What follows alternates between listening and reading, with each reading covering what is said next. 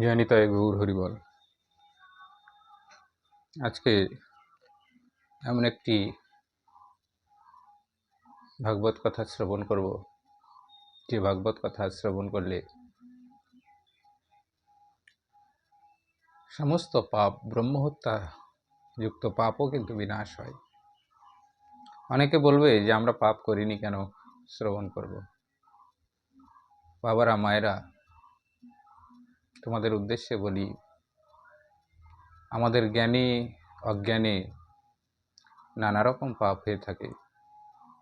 রাস্তা চলতে, পথে কত কিছু আমাদের পায়ের নিচে পড়ে, সেটাও কিন্তু এক ধরনের পাপ। তাই আমরা কেউ পাপ করিনি বললে ভুল হবে। জয়নিতাই গৌর হরিবল। তাই সম্পূর্ণ শ্রবণ করুন, সঙ্গে থাকুন। প্রথমে একটু গুরুবন্দনা সেরে পাঠে আসছি, সঙ্গে থাকুন। আশা করি ভালো লাগবে। আর ভালো লাগলে একটু চ্যানেলটি সাবস্ক্রাইব করে বেল আইকন প্রেস করে পাশে থাকুন। এই ধরনের ভিডিও পেতে সহযোগিতা হবে, মনের উৎসাহ বাড়বে। জয়নিতাই গৌর হরিবল। খণ্ডমণ্ডলকরং ব্যক্তং যেন চরাচরং তৎপদং দর্শিতং যেন তস্मै শ্রীগুরুবে নমঃ। অজ্ঞানং তিমিরন্ধস্য জ্ঞানঞ্জন শলাকয়া চক্ষুর্মিলিतं যেন তস্मै শ্রীগুরুবে নমঃ। গুরু ব্রহ্মা গুরু বিষ্ণু গুরুদেব মহেশ্বর গুরুরেব পরম ব্রহ্ম তস্मै শ্রীগুরুবে নমো নমঃ। বৃন্দায় তুলসী দেবায় প্রিয়ায় কেশবস্ত কৃষ্ণ ভক্তিপদে দেবী সত্যবতী নমো নমঃ। নমো তপ্ত কাঞ্চন গৌরাঙ্গিনী রাধে বৃন্দাবনেশ্বরী বৃষভানুসুতং দেবী তং নমামি হরিপ্রিয়ে। কৃষ্ণায় বাসুদেবায় দেবকী নন্দনায় চ অশেষক্লেশনায় গোবিন্দায় নমো নমঃ। হে কৃষ্ণ করুণা সিন্ধু দীনবন্ধু জগৎপতে গোপীশ গোপিকাকান্ত রাধাকান্ত নমস্তুতে। ওং নমো ভগবতে বাসুদেবায়, ওং নমো ভগবতে বাসুদেবায়। তো আজকে স্কন্দ পুরাণের বিষ্ণুখণ্ডে একাদশ অধ্যায় থেকে একটু শ্রবণ করি। পাপ নাশিনী কথা ব্রহ্মা বলছেন। ব্রহ্মা এই কথা শ্রবণ করাচ্ছেন। শ্রবণ করুন, ভালো লাগবে। এই কথা শ্রবণ করলে মানবের ব্রহ্ম হত্যাদি পাপও বিলীন হয়ে যায়। তাই কাম্পিল্য নগরে এক রাজা ছিলেন। কাম্পিল্য নগরে বাবারা, মায়েরা, কাম্পিল্য নগরে এক রাজা ছিলেন। তাহার নাম ছিল বীরবাহু। বীরবাহু সত্যবাদী, জিতক্রোধ, ব্রহ্মজ্ঞ, ভাববান, দয়াশীল, রূপবান, ভাগবত ভক্তগণের ভক্ত এবং আমাতে তৎপর ছিলেন। ব্রহ্মা বলছেন আমাতে তৎপর ছিলেন, অর্থাৎ ব্রহ্মার একনিষ্ঠ ভক্ত ছিলেন। তাহার সতত আমার কথায় রুচি, আমার আদেশে আসক্তি ছিল। তিনি নিরত জাগরণ প্রিয় ছিলেন। অর্থাৎ এই বীরবাহু রাজা সবসময় ব্রহ্মার নাম গুণগান করতেন এবং ব্রহ্মার প্রতি আসক্ত ছিলেন।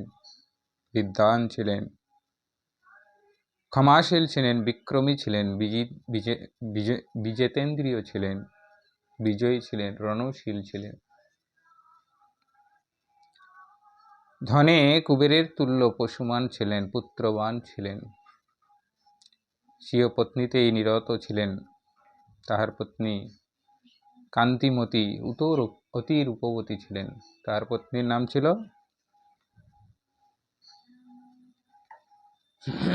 কান্তিমতী। মায়েরা, বাবারা, পৃথিবীতে তৎকালে তাহার রূপের তুলনা হইত না। কান্তিমতী এত রূপবান ছিলেন যে তার রূপের তুলনা হইত না। বীরবাহু পত্নী পতিব্রতা, মহাসাধ্বী এবং আমাতে সতত ভক্তিরতা ছিলেন। বিশাল লোচন যুবা রাজা বীরবাহু তদিয়া পতিব্রতা পত্নীর সহিত পৃথিবী রাজ্য ভোগ করেন। হে মহাবাহ, বীরবাহ আমাবতী তার কোনো দেবতাকেও জানিতেন না, অর্থাৎ ব্রহ্মা ছাড়া অন্য কাউকে চিনতেন না।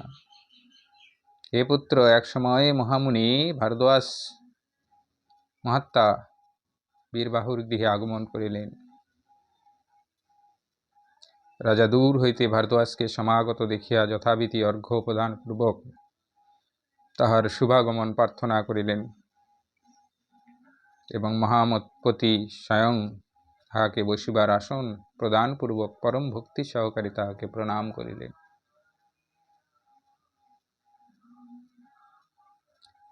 তাহার সম্মুখে উপবেশন করিলেন। তখন রাজা বলিতে লাগলেন, হে বিপ্রসী, আপনার আগমনে আদ্য আমার জন্ম, দিন, রাজ্য, গৃহ সমস্ত সফল হইয়াছে এবং পরমাত্মা জনার্দন আমার প্রতি প্রসন্ন হইয়াছেন। যোগীবর আমার গৃহে আগমন করিয়া আমাকে নিরীক্ষণ করিয়াছেন, অতএব আমি কোটি কোটি পাতক হইতে মুক্ত হইলাম। হরিবল। হে মুনিশ্রেষ্ঠ, আপনি বৈষ্ণব, অতএব আপনাকে আমার অদেয় কিছুই নাই। এই রাজ্য, লক্ষ্মী, গজ, অশ্ব সমস্তই আজ আপনাকে নিবেদন করিলাম। জানি তাই গৌর হরিবল। বৈষ্ণবকে অতি অল্প মাত্র দান করিলেও তৎসমস্ত মেরুতুল্য হয়। দানে দুর্গতি খণ্ডে, ভজনে খণ্ডে পাপ। এই দান কিন্তু একমাত্র সাধুগুরু বৈষ্ণবের দানটাই হচ্ছে পারমার্থিক ফল লাভ করে থাকে। বাবারা, মায়েরা, সব দানের কথা নয়। তাই বলছে, বৈষ্ণবকে অতি অল্প মাত্র দান করিলে তৎসমস্ত মেরুতুল্য লাভ হয়। ব্রাহ্মণগণ আমার নিকট বলিয়াছেন, দ্বিজোত্তম বৈষ্ণব যেদিন যাহার গৃহে আগমন না করেন, তাহার সেই দিন বিফল হইয়া থাকে। অতীব ভাগ্যের ফলে কিন্তু বৈষ্ণব কাহারও গৃহে আসিয়া মেলে। তাই বীরবাহু রাজা বলছেন, যার গৃহে একদিন বৈষ্ণব না আসে, তার সেই দিন বিফল হইয়া থাকে। বিষ্ণুভক্ত মানবগণ যে কোনো জাতি হোক না কেন, তাহারাই দ্বিজ। এই কথা গ্রাম্য গৌতম সুমন্ত আমার নিকট বলিয়াছেন। বীরবাহু রাজা বলছেন, আমাকে গ্রাম্য গৌতম মুনি এবং সুমন্ত মুনি আমাকে বলিয়েছেন, যাহারা ঋষিকেশের ভক্তিশূন্য সেই সকল মানুষ পিশাচ জানিবে, যাহারা হরিবাসরে ভজন করে তাহারা মহাপাতকী। হরিবল। হরিবাসর কথার অর্থই হচ্ছে এখানে একাদশী। কবিগণ বলিয়া থাকেন, সহস্র শিবব্রত এবং কোটি ব্রাহ্মণ্য সৌরব্রতে যে ফল একমাত্র একদিন হরিবাসর ব্রত করিলে তাহার তুল্য ফল লাভ হয়। জয় নিতাই গৌর হরিবল। সহস্র শিবব্রত কথাটা ভালো করে শুনে রাখুন ভাইরা, বাবারা। 100 শিবব্রত এবং কোটি কোটি ব্রাহ্ম সৌরব্রত যে ফল একমাত্র একাদশীতে সেই ফল লাভ হয়ে থাকে। হে বিপ্রেন্দ্রিয়, যাবৎকাল না আমার প্রিয় দ্বাদশী তিথি সমাগত করে, তাবৎকালই সাংকরীয় ব্রাহ্মী তিথি গর্গ করিয়া থাকে। হে বিপ্রেন্দ্র, যেমন শশধরের উদয় না হওয়া পর্যন্ত তারকারাজির প্রভাব, তদ্রূপ দ্বাদশীর সমাগত না হওয়া পর্যন্ত অন্য তিথির প্রভাব থাকে। জানি তাই গৌর হরিবল। বাবারা, মায়েরা, ভালো করে কথাগুলি শ্রবণ করুন, কাজে আসবে। এই কথা প্রথমে নারদ বশিষ্ঠের সম্মুখে বলেন। অনন্তর আমি মহর্ষি বশিষ্ঠের সমীপে ইহা বিদিত হইয়াছি। ব্রহ্মা বলছেন, আমি বশিষ্ঠের কাছে এইসব শুনেছি। আপনি তো নিখিল বৈষ্ণব ধর্মবিদিত আছেন। ভারদ্বাজ বলিলেন, হে মহাভাগ, তুমি ভক্ত বৈষ্ণব, অতএব তুমি ইহা অতি সাধু কথাই বলিয়াছ। হে ভূমি, তুমি যে ধরাকে রক্ষা করিতেছ, সেই ধরাও ধন্যা সুপ্রজ্ঞা। দেখো, যে রাজ্যে রাজা বৈষ্ণব নহে, সে রাজ্যে বাস করা বিদেহ নয়, বরং তীর্থে বা বনে বাস করিবে, তথাপি অবৈষ্ণব রাষ্ট্রে কদাচ বাস করা উচিত নয়। জয়নিতাই গৌর হরিবল। শাস্ত্রে বলছে, যে রাষ্ট্রের রাজা বৈষ্ণব নয়, সে রাষ্ট্রে কদাচিও বাস করা উচিত নয়, দরকার হলে তীর্থে বা বনে বাস করিবে। যেখানে ভাগবত ভূমিপতি মেদিনী শাসন করেন, তাহার রাজ্য পাপ বর্জিত, আমি তাহা বৈকুণ্ঠ বলিয়া মনে করিয়ে। যেমন নয়নহীন দেহ পতিহীনা রমণী এবং দশমীযুক্ত দ্বাদশী অবৈষ্ণব রাষ্ট্র কিন্তু তদ্রূপ। এগুলোতে দোষ থাকে। যেমন নয়নহীন দেহ, দেহের মধ্যে যদি চোখ না থাকে, তাহলে সেই দেহে দিয়ে কি কাজ আছে বলো। আর পতিহীনা রমণী, স্বামীর একমাত্র সঙ্গী, একমাত্র সম্পদ বললে স্বামীকে বলা হয়, পতিকে বলা হয়। সেই পতি যদি না থাকে তাহলে কি থাকবে? সেরকম দশমীযুক্ত দ্বাদশী কিন্তু বৈষ্ণবদের কদাচ করা উচিত নয়। তো সেই রকম অবৈষ্ণব রাষ্ট্র কিন্তু তদ্রূপ ফল প্রদান করে থাকে। হে মহিপাল, যেমন পিতামাতার প্রতি পালন পরায়ণ মুখপুত্র এবং দশমীযুক্ত দ্বাদশী বৈষ্ণবহীন রাষ্ট্র তদ্রূপ হয়। যদ্রূপ দানহীন রাজা রস বিক্রয় বিপ্র দশমীযুক্ত দ্বাদশী লোকের সমস্ত সম্পদ নহে, তদ্রূপ অবৈষ্ণব রাষ্ট্র লোকের সম্মত হয় না। হরিবল। যেমন দন্তহীন হস্তি, যে হাতির দাঁত থাকবে না, পক্ষহীন বিহব পাখিদের যদি পাখা না থাকে, দশমীযুক্ত দ্বাদশী তদ্রূপ। পাখিদের যদি পাখা না থাকে, সে পাখি কি উড়তে পারবে বলো? আর হাতির দাঁতই হচ্ছে সৌন্দর্য। হাতির যদি দাঁতই না থাকে, তাহলে সেই হাতি কিন্তু হাতি বলে মনে হবে না। তো তেমনই হচ্ছে বৈষ্ণবহীন রাষ্ট্র কিন্তু তদ্রূপ। যেমন প্রতিগ্রহের জন্য বেদাধ্যয়ন, দ্রব্য সংগ্রহের জন্য সুকৃতি সঞ্চয়, যেরূপ দশমী দ্বাদশী মানব সমাজে নিন্দিত বলিয়া অভিহিত হয়, অবৈষ্ণব রাষ্ট্রও তদ্রূপ নিন্দিত। যদ্রূপ পুষ শূন্য সন্ধ্যা অদপি শ্রাদ্ধ দশমীযুক্ত দ্বাদশী বৈষ্ণবহীন রাষ্ট্রও তদ্রূপ। যেমন শূদ্রের শিখাধারণ, কপিলাদুগ্ধ পান, এবং যদ্রূপ দশমীযুক্ত দ্বাদশী অবৈষ্ণব রাষ্ট্র তদ্রূপ। শূদ্র জাতির শিখাধারণ, কপিলাদুগ্ধ পান। তো এরূপ হচ্ছে অবৈষ্ণব রাষ্ট্র। ব্রাহ্মণী গ্রাম্যী শূদ্র সন্নন্তি ধর্মদূষক অবৈষ্ণব রাষ্ট্র এবং দশমীযুক্ত দ্বাদশী এই সকল তুল্য বলিয়া কথিত হয়। হে নরোত্তম, যেমন হরিত্বকী অর্ক বিখ্যাদি ছেদন দশমীযুক্ত দ্বাদশী অবৈষ্ণব রাষ্ট্র তদ্রূপ হয়। মন্ত্রহীন আহুতি, কোনো কিছুতে যখন আহুতি প্রদান করি, সেখানে কিন্তু মন্ত্রহীন যদি হয়ে থাকে, সেটা কিন্তু ফল লাভ হয় না। মৃতবৎসার স্তন্য, যে মা মৃত সন্তান জন্ম দিয়েছে, তার দুগ্ধ কি কোনো কাজে আসে বলো?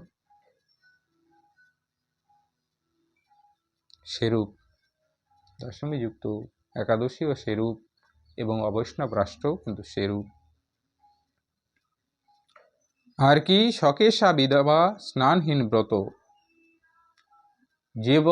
যে ব্রত করছো, জয়নিতাই গৌর হরিবল, কখনো ব্রত করলে পরে স্নানহীন যদি হয়, সে ব্রত কিন্তু ব্রত হয় না। তাই স্নান সেরে ব্রত করা উচিত, সে ব্রত কার্যকরী হয়। যে রাজার মধুসূদনের প্রতি ভক্তি আছে, সাধুগণ বলিয়া থাকেন তিনি রাজা। যে রাজা গোবিন্দের প্রতি আস্থা, গোবিন্দের নাম গুণগানে মতি আছে, তাকেই রাজা বলা যায়। তাহার রাজ্য নিত্য বর্ধিত হয়, তিনি বহু প্রজাযুক্ত হইয়া সুখী হইয়া থাকেন। হে রাজন, তোমাকে দর্শন করিয়া আমার আজ নয়ন সফল হইয়াছে। তোমার সহিত কথা কহিয়া আমার ভারতীয় আজ সফলতা লাভ করিল। যে স্থানে বৈষ্ণব থাকেন শুনিতে পাওয়া যায়, সেই স্থান দূর হইলেও তথায় গমন করিবে, কেননা বৈষ্ণব দর্শনে তীর্থ স্নান সম্ভব, পুণ্য অর্জন হয়। জয় নিতাই গৌর হরিবল।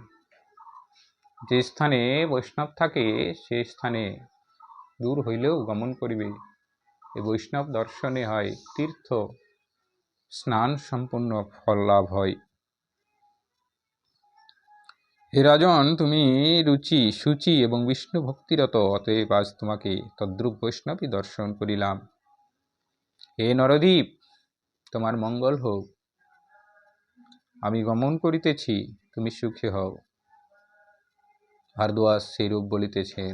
ইতবৎসায় বীরবাহ রমণী রাজ্ঞী কান্তিমতী তথায় উপনীত হইলেন। যোগী প্রবর মুনিবর ভারদ্বাজকে প্রণাম করিলেন।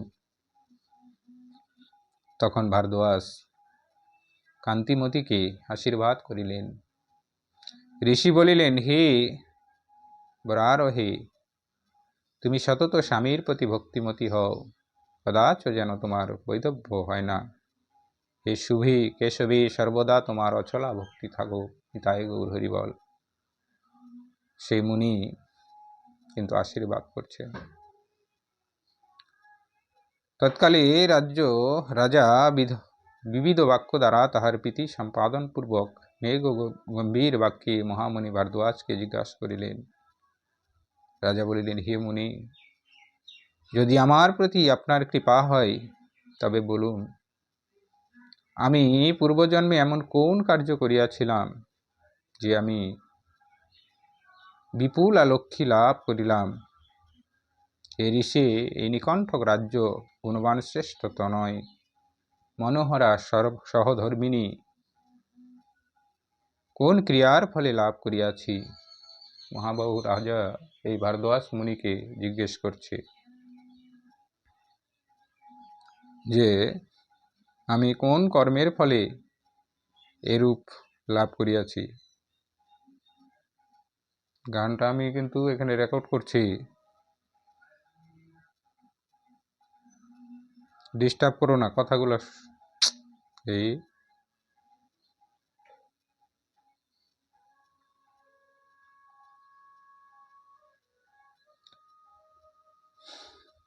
আমার পত্নী সতত আমাকেই চিন্তা করেন, আমাতেই তাহার প্রাণ অর্পিত। তিনি সতত জনার্দনের চিন্তা করিয়া থাকেন। হে মুনি, আমি কে? আমার এই পত্নী বা কে? আমি কি ধর্মকার্য করিয়াছি?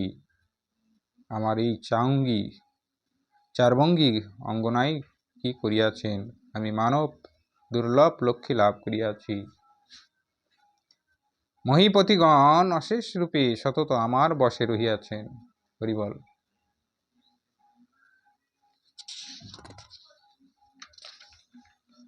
আমার শরীর রোগহীন, অপ্রতিহত শৌর্যবীর্যযুক্ত। হে মুনি, আমি ইহা কোন পুণ্যে প্রাপ্ত হইলাম? মুনির কাছে, ভারদ্বাজ মুনির কাছে রাজা বীরবাহ জানতে চাইছেন। হে বিপ্র, আমি আজ জানিতে অভিলাষ করি, আমার এই অনিন্দিতা পত্নী পূর্বজন্মে আমার সহিত এমন কি সুকৃতি করিয়াছেন। রাজা এইরূপে ভারদ্বাজ সমীপে স্বীয় পত্নীর পূর্বজন্মকৃত চেষ্টা ও স্বীয় সম্পদের কারণ জিজ্ঞাসা করিলেন। ক্ষণকাল ভারদ্বাজ মুনি ধ্যান করিলেন, মনে মনে সমস্ত বিদিত হইলেন এবং তৎক্ষণাৎ ধ্যান পরিত্যাগ করিয়া রাজাকে বলিতে লাগিলেন। মুনি কহিলেন, হে নৃপতি, তোমার এবং তদীয় পত্নীর পূর্বজন্মের এই সকল বিবরণ জানিতে পারিয়াছি। হে রাজর্ষি, তোমার নিকট বলিতেছি, শ্রবণ করো। ভারদ্বাজ মুনি ধ্যানে সমস্ত কিছু জেনে এবার রাজাকে বলছে, বীরবাহু রাজাকে, তোমার যে কর্মফলে এই সকল লব্ধ করিয়া হইয়াছে শ্রবণ করো। তুমি পূর্বজন্মে শূদ্র জাতীয় জীব হিংসাপরায়ণ নাস্তিক পরদার ধর্ষক কৃতজ্ঞ দুর্বিনীত দুশ্চরিত্র শিষ্টাচার বিবর্জিত ছিলে। তুমি পূর্বজন্মে দুশ্চরিত্র শিষ্টাচার বর্জিত ধর্ষক নাস্তিক ছিলে, জীব হিংসা পরায়ণ ছিলে। তোমার এই আয়তলোচন্ন ভার্যা কান্তিমতী পূর্বজন্মে ইনি তোমার পত্নী হইয়াছিলেন। তুমি তথাপি নিন্দিত চরিত্র হইলেন। তোমার পত্নী কর্ম মন বাক্যে তোমাকে ভিন্ন আর কিছুই জানতেন না। এই মহাভাগা পতিব্রতা পত্নীর স্তর তোমাকেই ভজনা করিতেন। কদাচ ইনি তোমার প্রতি দৃষ্টভাব পোষণ করেন নাই। তোমাকে পাপ কর্মা জানিয়াও তোমার সখা বন্ধুগণ তোমাকে পরিত্যাগ করে। তোমার পূর্ব কর্ম দ্বারা এই যে সকল ধন সম্পত্তি সঞ্চিত হইয়াছিল তৎসমস্ত ক্ষয়প্রাপ্ত হয়। হে মহৎপ্রীতে, অনন্ত তুমি ফলাকাঙ্ক্ষী হইয়া কৃষিকার্যে করিয়াছিলে। তোমার পূর্ব কর্মবিপাকে তাহারও বিফল হয়। কৃষিকার্য করেছিলে, তাও বিফল হয়ে গেছে। অনন্ত তোমার বিত্ত পরীক্ষণ হইলে তোমার বান্ধবগণ তোমাকে পরিত্যাগ করে। এই রাজবাহু রাজার পূর্বজন্মের কথা বলছে। তোমাকে বন্ধু বান্ধব সকলেই পরিত্যাগ করে, কিন্তু ক্ষীয় মানা হইয়াও তোমার সাধ্বী ভামিনী তোমাকে পরিত্যাগ করিলেন না। তোমার এই স্ত্রী কিন্তু তোমাকে পরিত্যাগ করেনি। তুমি তখন নিখিল কামনায় ভগ্ন মনোরথ হইয়া জনহীন বনে গমনপূর্বক অনেক প্রাণীহিংসা করিয়া আত্মজীবন পোষণ করিতে প্রবৃত্ত হইয়াছিলে। তখনই তুমি এই পত্নীকে নিয়ে বনে গমন করিয়াছিলে। বনে গিয়ে প্রাণী হত্যা করিয়ে তুমি আত্মপোষণ করছিলে। হে নিপ, তুমি এইরূপ কুৎসিত কার্যে প্রবৃত্ত হইলেও তোমার পত্নী তোমায় অনুগামী হল। এইরূপ পাপ ও বৃত্তিতে এই পত্নীর সহিত তোহার বহু বৎসর অতিবাহিত হইয়া থাকে। হে রাজন, এই অবসরে দ্বিজোত্তম দেব শর্মা নামে এক মহামণি পথভ্রষ্ট হয়। তিনি দিক বিদিক শূন্য হইয়া পড়েন। জানি তাই বাবারা মায়েরা শ্রবণ করুন। সেই বনে এক দ্বিজোত্তম এক মুনিবর দেব শর্মা নামে তিনি পথভ্রষ্টা হয়ে পড়েন, দিকশূন্য হয়ে পড়েন। তৎকালে দিনকর মধ্যাহ্ন গমনে সমন্বিত প্রদভষ্টা দেব শর্মা ক্ষুধায় তৃষ্ণায় অত্যন্ত পীড়িত হইয়া মনোমধ্যে পতিত হইলেন। সেই দেব শর্মা মুনি ক্ষুধায় তৃষ্ণায় কিন্তু বনের মধ্যে পড়েছিলেন। হে মহিপীতে, তখন তাহাকে দেখিয়া তোমার হৃদয়ে দয়ার উদ্রেক হয়। তুমি সেই মুনিবরকে দেখিয়ে দয়া উদ্বেগ হয়। হে নিপ, তুমি সেই ক্ষুধার্ত ভূপতিত অজ্ঞাত বৃদ্ধ ব্রাহ্মণকে কর দ্বারা গ্রহণপূর্বক তখন এই কথা কহিয়াছিলেন। হে বিপ্রশ্রী, আমার প্রতি প্রসন্ন হন। আপনি আমার আশ্রমে আগমন করুন। আমার আশ্রমে কমল সুশোভিত জলপূর্ণ তরাগ এবং মনোহর ফল পুষ্পযুক্ত তরু সকল বিরাজিত রইয়াছে। আপনি তথায় গমনপূর্বক সুশীতল জলে স্নান নিত্যকর্ম সম্পাদন করিয়া ফলাহার ও সুশীতল জল পান করুন। হে বিপ্রেন্দ্রিয়, আমি স্বয়ং আপনাকে সম্যক রক্ষা করিব। আপনি গাত্রোত্থান করুন। হে দ্বিজবর, আমার প্রতি প্রসন্ন হইয়া আমার আশ্রমে গমন করত যে পর্যন্ত আপনার তৃপ্তি সাধন না হয় তৎকাল আপনি আমারই আশ্রমে বাস করুন। জয় নিতাই গৌর হরিবল।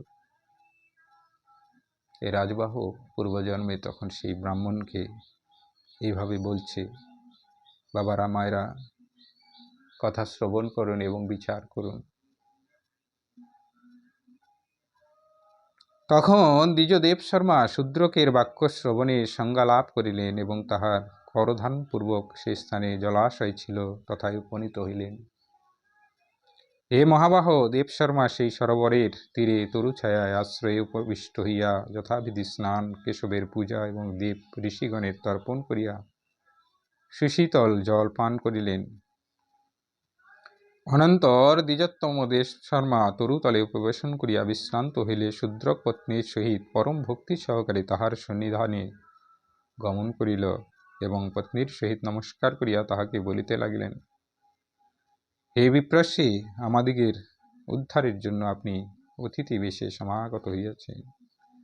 এখানে আপনার দর্শন লাভ করিয়া আমাদের পাপ ক্ষয় হইল। অনন্তর শূদ্রক পত্নীকে সম্বোধন করিয়া বলিল, প্রিয়ে, এই দ্বিজকে সাধু ফল আনিয়া দাও, প্রদান করো। দেখিও যেন ওই ফল মৃদু রসযুক্ত সুপক্ষ মনজ্ঞ হয়। শূদ্রকের কথা শেষ হইলে ব্রাহ্মণ বলিলেন, হে পুত্র, আমি তোমাকে বিদিত নহি, অতএব জাতিগণ সহ তোমার আত্মপরিচয় আমার নিকট প্রদান করো। কেননা কোনো অজ্ঞাত ব্রাহ্মণেরও কোনো বস্তু ভজন করা কর্তব্য নহে। শূদ্র তখন উত্তর করিল, হে দ্বিজ শার্দুল, আমি শূদ্র, আপনি এ বিষয়ে কোনো সংশয় করিবেন না। হে বিপ্র, আমি দুর্জন আত্মজ্য স্বীয় বান্ধব কর্তৃক পরিত্যক্ত হইয়াছি। শূদ্র পত্নী এবং বিবিধ বাক্য বলিতে থাকলে দ্বিজ দেবশর্মা সেই শূদ্র পত্নী পদ্রক ফল গ্রহণপূর্বক ভজন করিলেন এবং সরোবরের সুশীতল বাড়ি পান করিয়া তরুছায়া বিশ্রাম লাভ করিতে অত্যন্ত সুখী হইলেন। অনন্তর সপত্নীক শূদ্রক স্বীয় আশ্রমে গমনপূর্বক আহারাদি করিয়া পুনরায় তথায় উপনীত হইলেন। নিতাই গৌর হরি বল। সেই মুনিবরকে স্বাগত প্রশ্ন করিল। শূদ্রক বলিল, হে মুনিশ্রেষ্ঠ, আপনি কোথা হইতে এখানে আগমন করিয়াছেন? হে দ্বিজোত্তম, এই নিবিড় অরণ্য দেখিতেছেন, এই অরণ্যদিষ্ট জন্তুগণের ভয়ে সমাকুল, এখানে জনমানব নেই। এই অরণ্যবাস দুঃখাবহ, দিবারাত্র ভয় সংকুল। ব্রাহ্মণ বলিলেন, হে মহাভাগ, আমি প্রয়াগাভিমান মুখে গমন করিয়াছিলাম, পথ জানিতে না পারিয়া এই দারুণ বনে প্রবেশ করিয়াছি। অর্থাৎ সেই দ্বিজ প্রয়াগের অভিমুখে গমন করছিলেন, পদ ভুলে সেই বনে প্রবেশ করিয়াছেন। আমার পূর্ণ প্রভাবেই তোমার দৃষ্টিপথে পতিত হইয়াছিলাম। তুমি আমার পরম বান্ধবের কার্য করিয়াছ, তুমি আমার জীবন দান করিয়াছ। এইখানে বলো, আমি তোমার এই কোন কার্য সাধন করিব? হে সাধ্য, তুমি বা কোথা হইতে এই নির্জন বনে আগমন করিয়াছ? কে তুমি? তোমার এই বনাগমনের কোনো কারণ থাকিলে তাহা আমার সম্মুখে কীর্তন করো। হরিবল হরিবল। শূদ্রক উত্তর করিল, হে দ্বিজোত্তম, রাজা ভীমসেন বিদর্ভ নগরী পালন করেন। সেই বিদর্ভ মহারাষ্ট্রে আমার বাস। আমি শূদ্র, পাপ কর্মা লম্পট। আমার স্বধর্মবিহিত কর্ম আমি পরিত্যাগ করিয়াছি বলিয়া আমার বন্ধুগণ আমাকে পরিত্যাগ করিয়াছে। এই জন্যই আমি বনে আগমন করিয়াছি। হে মহামুনি, আমি প্রাণীবধ করিয়া ভার্যার সহিত জীবনযাপন করিতেছি। সেই পাপেই সম্প্রতি অত্যন্ত নির্বিঘ্ন হইয়াছি। হে প্রভু, আমি পাপযুক্ত, আমার প্রতি কিঞ্চিত অনুগ্রহ করুন। হে দ্বিজোত্তম, আমার পুণ্য প্রভাবে আজ আপনি এই স্থানে সমাগত হইয়াছেন। হে মহামুনে, পত্নীর সহিত আমার যাহাতে যম দর্শন না হয়, আপনি তদ্রূপ উপদেশ দানে আমাদিগকে অনুগৃহীত করুন।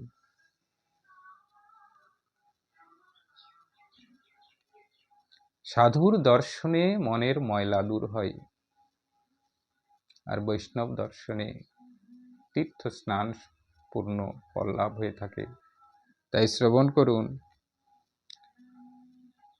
আপনি তদ্রূপ উপদেশ জানিয়ে আমাদিগকে অনুগৃহীত করুন। রাজা বলছে, রাজার কথা শুনে ঋষি বলছে, এবার কি শুনুন। একমাত্র জনার্দন ভিন্ন আমি আর কিছুই কামনা করি না, অতএব আদ্য আমাকে অনুগ্রহ করে বিতরণ করুন। ভারদ্বাজ বলিলেন, দ্বিজাগ্রণী দেব শর্মা সেই শূদ্র কর্তৃক পরম ভক্তিযুক্ত বাক্যে এরূপে প্রথিত হইয়া সহসা তাহার বাক্যে উত্তর দিলেন।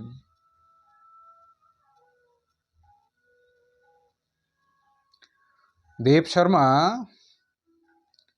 কেশবের প্রতি তোমার সহসা এতাদৃশ মতি জন্মিয়াছে, ইহা দর্শন করিয়া আমার শত পূর্বজন্মের পাপ দূরীভূত হইল। দেব শর্মা বলছে রাজাকে যে কেশবের প্রতি তোমার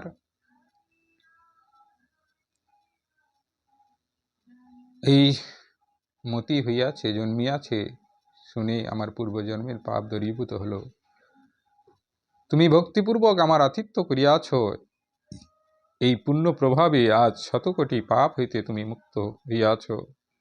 হরির পাদোদয়ে তোমার এতাদৃশী মতি জন্মিয়াছে। হে সাধব, আমি ধ্যান দ্বারা মনে মনে তোমার চেষ্টিত জানিতে পারিয়াছি, তুমি পূর্বজন্মে অবন্তী নগরে ধর্মতৎপর ব্রাহ্মণ ছিলে। তার আগের জন্মে এই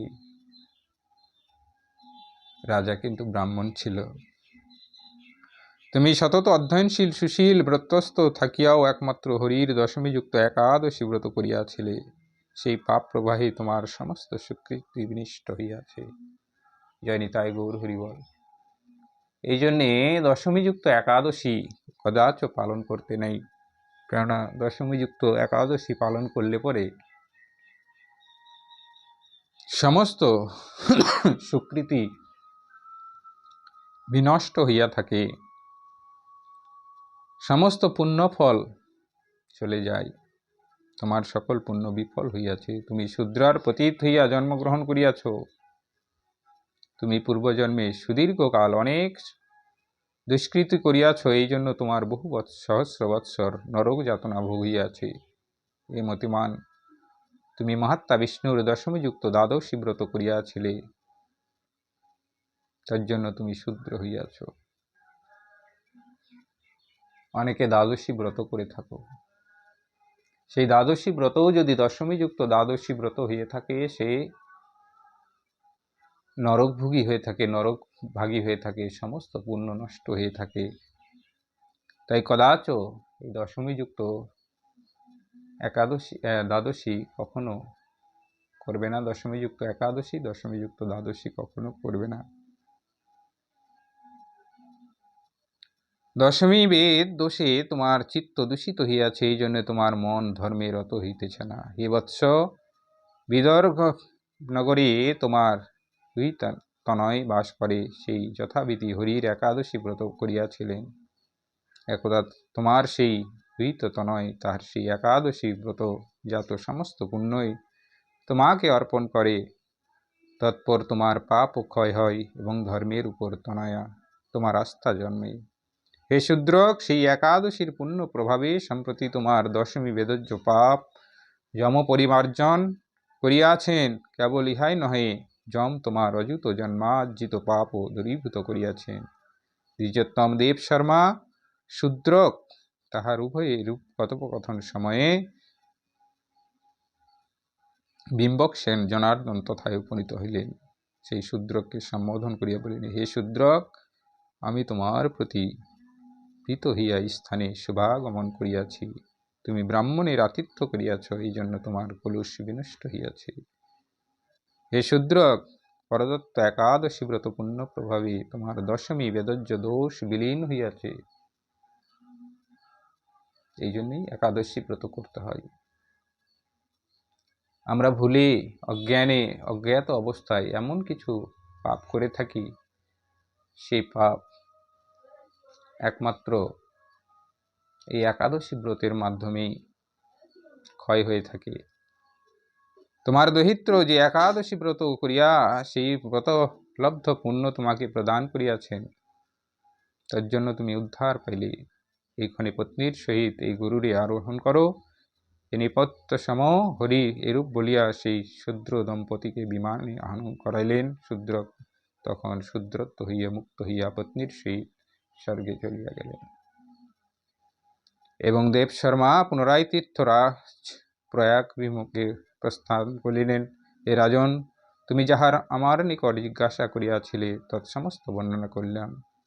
পূর্বকৃত একাদশী ব্রতই অখণ্ড পুণ্য প্রভাবে অভাগত ব্রাহ্মণের আতিথ্য সৎকারের ফলে তুমি বিষ্ণু ভক্তিমতী পত্নী নিহত কণ্টক রাজ্য এবং রাজ্য লাভ করিয়াছ। রাজা জিজ্ঞেস করেন, হে ব্রাহ্মণ, বিষ্ণুর প্রতির জন্য যে একাদশী ব্রত উপদিষ্ট হইয়াছে, আমার প্রতি প্রসন্ন হইয়া সেই অখণ্ড একাদশীর সম্মুখ বিধান বলুন। জয় নিতাই গৌর হরি বল। সেই একাদশীর সম্মুখ বিধান আমি এই অধ্যায়ে বলছি না, এরপরে তোমরা যদি জানতে চাও আমাকে কমেন্ট করে জানাবে। অবশ্যই আমি সেই একাদশীর বিধান আমি জানিয়ে দেব। জয় নিতাই গৌর হরি বল। আজকের মতো এই পর্যন্তই রাখি। আবার দেখা হবে পরবর্তী ভিডিওতে। সঙ্গে থাকুন, ভালো থাকুন। জয় নিতাই গৌর হরি বল।